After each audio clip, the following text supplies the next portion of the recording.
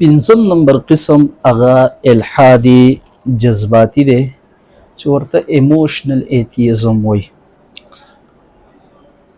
ایموشنل ایتیزم یا الحادي جذباتي دا هغه طرز فکر دی، هغه نظریه ده چې د ذاتی صدمو په بنیاد، د ذاتی تکالیفو په بنیاد باندې د نا امید شي او د خدای د وجود نه څه وکړي، انکار وکړي.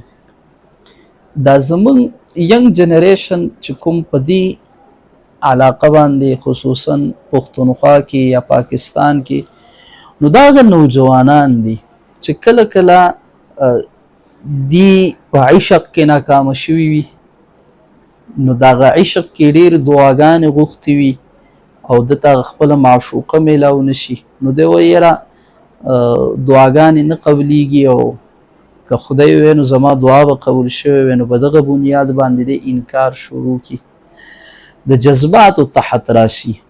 کله کله داسې وشي چې یو سړی ډېر زیات کړاو وکړي، تعلیم حاصل کړي، د هغه تعلیم حاصلولو نه وروسته دته نوکري نه میلاویږي او د مختلف قسم وظایف کوي، دغه امور د راوستي وي، بیا هم د هغه نوکري نه کیږي، نو په دغه کې د مایوسه شي، نا امیده شي او د خدای د وجود نه څه وکړي، انکار وکړي. نو دا ایموشنل ایتیزم یعنی الحاد جذباتي هغه الحاد دی چې د ذاتي تکالیفو، د ذاتي صدماتو په بنیاد باندې په طور د رد عمل د خدای د وجود نه انکار یا د مذهب نه بیزاري شروع شي، دې ته الحادي جذباتي ویل کیږي.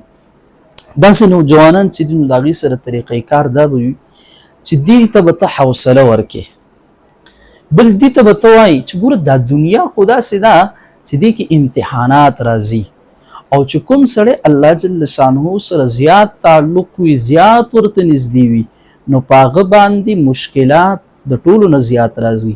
نو دته به ته د انبیای کرام علیهم السلام واقعات ذکر کړي، بیا به ورته د صحابو هغه واقعات ذکر کړي، داسې نور د سلفو د خپل وخت واقعات په دته ذکر کړي.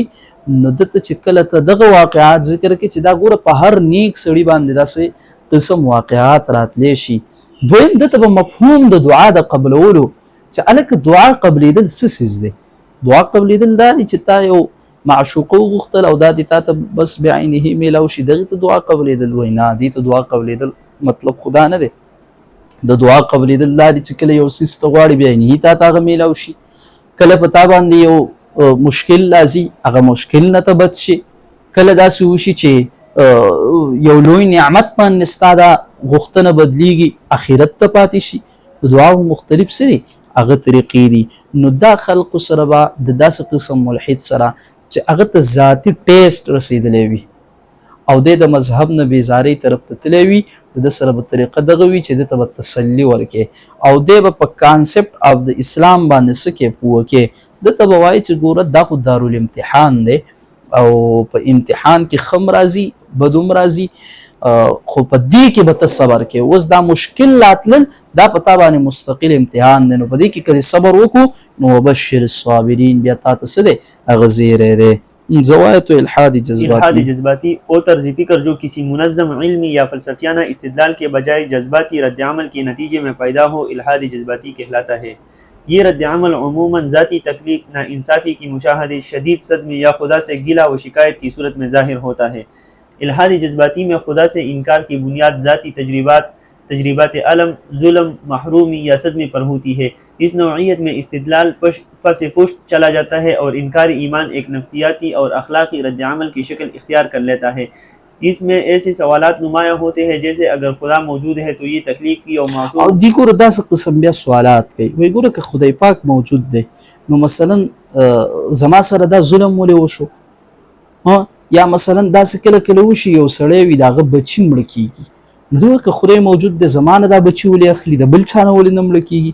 داسې قسم معصوم پر ظلم کیو اچھے لوگ کیوں مرتے ہیں. ها کله کله د داسې یو دغه شخصیت وي زیات پیورټ چې هغه د وویني او هغه د دنیا نه لاړ شي مړ شي، نو دی وایي ګوره دا خو ډېر نیک سړی و، نو دا نیک سړی ولې مړ شو؟ دا ولې مړه کیږي. داسې قسم سوالات بیا دی کوي او دا د خدای نه او د مذهب نه د بیزارۍ هغه بنیاد وي. نو دا ډېر سطحي الحاد دی، دا الحاد جذباتي یا ایموشنل ایتیزم دی، دا ډېر جذباتي دی، سطحي څیز دی، دا ډېر زر حل کیږي او داسې ملحد چې دی نو دا ډېر زر اصلاح کیږي. ये तर्ज फ़िक्र माशरों में निस्बतन आम पाई जाती है, ताहम इल्मी एतबार से कमज़ोर होती है क्योंकि इसमें अक़ली इस्तिदलाल के बजाय जज्बात, दुख, गुस्सा और मायूसी गालिब होते हैं।